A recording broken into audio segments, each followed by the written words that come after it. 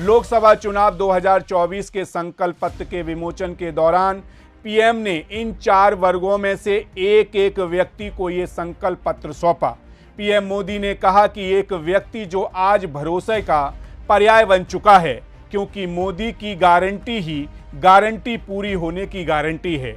आने वाले 5 साल भी सेवा, सुशासन, गरीब कल्याण के होंगे, ये है मोदी की गारंटी।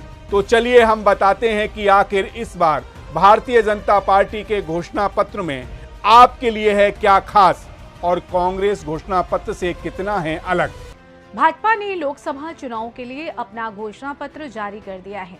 भाजपा के घोषणा पत्र में कई बड़े बड़े ऐलान किए गए हैं।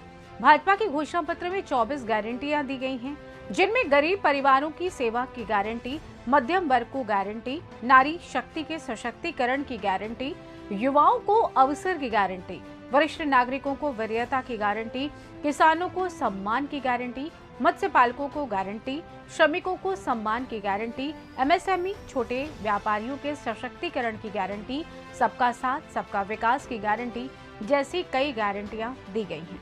आज के भाजपा के घोषणा पत्र की बड़ी बात क्या है, आइए बताते हैं। आने वाले 5 साल में सेवा, सुशासन और गरीब कल्याण की गारंटी। अगले 5 साल तक मुफ्त राशन, पानी और गैस कनेक्शन और पीएम सूर्य घर से 0 बिजली bill.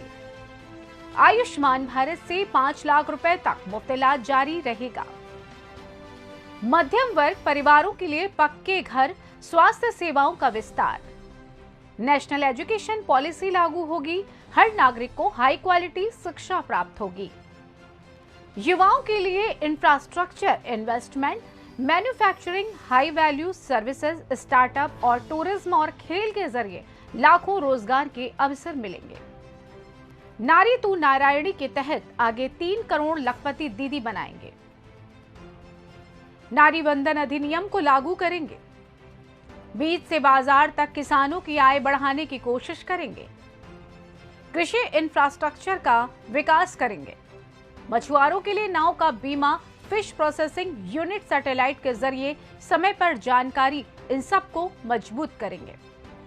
Gig workers, migrant workers, taxi driver, truck driver, auto driver, कुली और घर में काम करने वाले श्रमिकों ई श्रम पर जोड़कर कल्याणकारी योजनाओं का लाभ देंगे।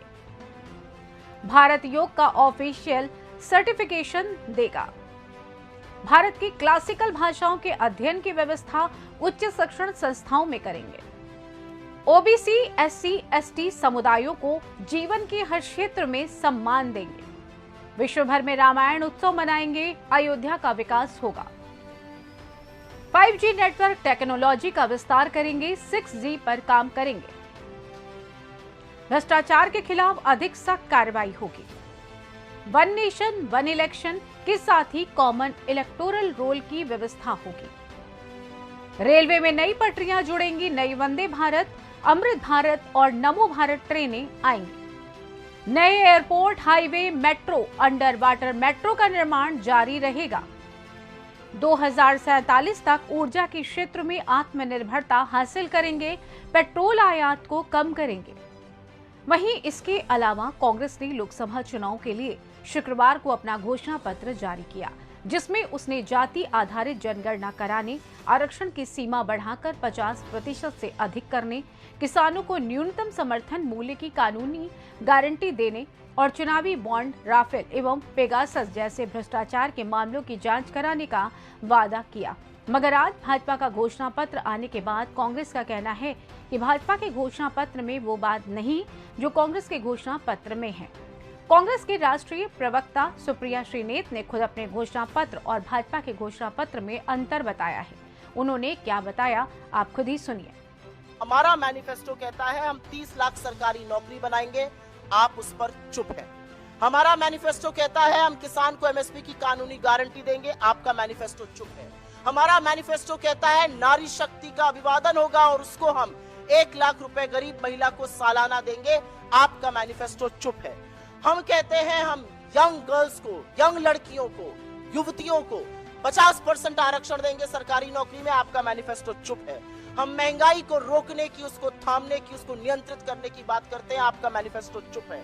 हम बात करते हैं मणिपुर में शांति बहाली की, और उस मणिपुर में जिसमें 1 साल हो जाएगा, वहां पर सिविल अनरेस्ट चलते हुए, और जहां पर 2 दिन पहले 2 लोगों की हत्या हुई है, उस मणिपुर में हम शांति बहाली की बात करते हैं, आपका मैनिफेस्टो चुप है। हम लद्दाख में 6 शेड्यूल ऑफ कॉन्स्टिट्यूशन की बात करते हैं, आपका मैनिफेस्टो चुप है। हम भ्रष्टाचार हटाने की बात करते हैं, आपका मैनिफेस्टो बरगलाता है। आपको बता दें कि लोकसभा चुनाव 2024 के लिए पहले चरण का मतदान 19 अप्रैल को होगा।